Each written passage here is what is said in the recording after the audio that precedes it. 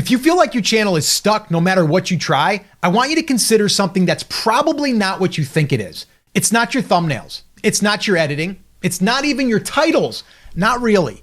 YouTube is quietly punishing channels that try to please everyone. And almost every stuck channel that I look at is doing this without even realizing it. Stay with me because I'm going to share with you how to identify some of these hidden issues. And more importantly, I'm going to show you how to fix them. Let me explain what I mean by trying to please everyone. Let's say you have a fitness channel. One week you make a video about losing belly fat. The next week you make a video about meal prep for busy moms. The week after that, you make a video about marathon training. Then you make a video about bodybuilding. Then another one about yoga. You see where I'm going, right? Now, all of these videos technically fall under fitness, but they're not the same person. The person trying to lose 20 pounds isn't necessarily training for a marathon. The marathon runner isn't necessarily interested in bodybuilding, and the bodybuilder may not care about yoga. So while it feels like you're serving a bigger audience, what you're actually doing is sending mixed signals to YouTube. Every video attracts a different group of people. And YouTube never gets a clear picture of who your channel is really for. And every time you switch who you're talking to, you reset the signal. YouTube doesn't know who to show your next video to because it never finished learning who watched and liked the last one. Think about it like this. If every video you make is trying to be for everyone, none of your videos are actually for anyone. And YouTube, they can tell this. It's not guessing based on vibes. It's measuring exactly who clicked, who stays, and who comes back. When your audience is scattered because your message keeps shifting, the data is scattered too. Makes sense.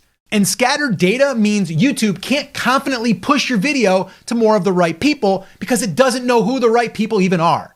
This is the part most creators get backwards. They think broad means more reach, broader topic, bigger audience, more views. But broader doesn't mean more reach on YouTube. It means confused reach. And confused reach caps out fast. Think about two fitness channels. One channel helps everyone get healthier. The other channel helps men over 50 stay strong, maintain muscle, and stay active as they age. Which one do you think is easier for YouTube to understand? The second one. Because every video is speaking to the same person. Maybe one is about strength training, another is about protein intake, another is about joint pain, another is about recovery. Different topics, same audience. And that's the key. The videos don't have to be about the exact same thing. They just need to be for the exact same person. The channels that are actually breaking through are the ones that get specific enough that one person watching thinks, this was made exactly for me. Not for everyone, for me. And that's actually the bigger thing I want to talk about here, because I think this is where it gets really interesting, especially if you're a business owner watching this and not just a creator. If you're trying to use YouTube to bring in actual clients, not just views, this is the whole game. You don't need 1,000 random viewers. You need 100 of the right ones. People who watch your video see that it's speaking directly to a problem they actually have. And they reach out because it felt like you were talking to them specifically. That's not something a broad, please everyone video can ever do. It's something a narrow, specific, this is exactly for you video does really, really well. We've actually done this. That's why I know from experience. And we've actually started shifting some of the way that we teach here towards exactly that. Helping business owners build content that brings in real leads consistently without chasing views for the sake of views. You know, those vanity metrics. Now, if you are a business owner watching and you're wondering why YouTube isn't working for you, pay attention. It's probably your content strategy and it's not complicated to fix. I actually created a playbook that we use and we teach our clients that shows you the exact strategy that has generated over 11,000 leads and $150,000 in direct sales from this channel. If you'd like to get a copy of that playbook, just comment leads down below and I'll send it to you. Once again, just comment leads down below and I'll send it to you. Okay, so let's get back to how to turn your channel around if you are having an issue. There's 3 signs to look for to see if your channel and content is set up correctly. Sign number 1, if you described your channel to a stranger, could you do it in 1 sentence? Ask yourself that question.